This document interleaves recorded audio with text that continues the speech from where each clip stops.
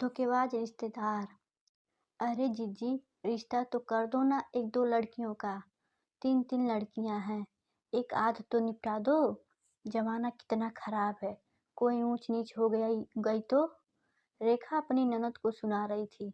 उसकी ननद सुमन की आर्थिक स्थिति ज्यादा अच्छी नहीं थी। सुमन के पति की सड़क दुर्घटना में 5 साल पहले ही मृत्यु हो चुकी थी। 3 बेटियों का बोझ सुमन अकेले ही उठा रही थी। वैसे बेटियां बहुत होशियार थी सुमन की, पढ़ लिख रही थी, प्रतिस्पर्धा में भी मेडल जीत कर लाती।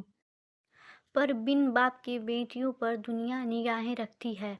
परिवार को चिंता हो या ना हो, आस पड़ोसी और रिश्तेदार ज्यादा हमदर्दी का नाटक दिखाते हैं। रेखा अपनी रिश्तेदारी के किसी लड़के का विवाह कराना चाहती थी अपनी भांजी श्वेता से, इसलिए रोज सुमन के जिम्मे पड़ी रहती।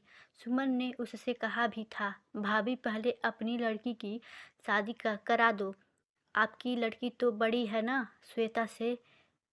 रेखा दो टूक जवाब देते हुए बोली, इसका बाप है, खूब अच्छा पैसा लगाकर ब्याह कर देगा। तुम्हारी बेटियों का तो सब कुछ हमें ही देखना है, इसलिए मुझे फिक्र है तुम्हारी, वरना मुझे क्या पड़ी है। अपनी चाल में कामयाब होते देख रेखा ने भांजी श्वेता का विवाह अपने रिश्तेदारी में करवा दिया।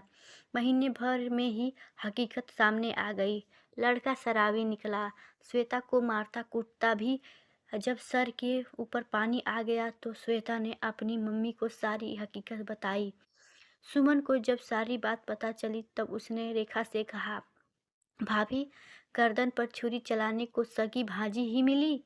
बिन बाप की बेटी को कैसे नर्क में डुबाया है आपने।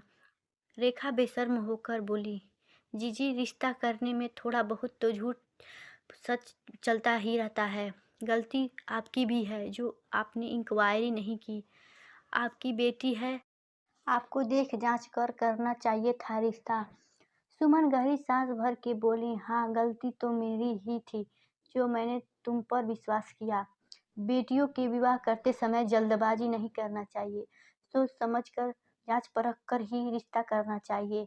लेकिन सुमन अपनी बेटी को ऐसे नरक में अकेला नहीं छोड़ सकती, इसलिए उसने तुरंत फैसला किया और पुलिस कंप्लेन करने का फैसला किया।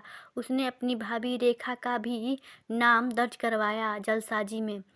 समाज में कुछ दूषित लोग रिश्तों को इस तरह के कलंकित करते हैं कि जिससे अच्छे रिश्ते को भी संदेह की दृष्टि से देखा जाने लगता है।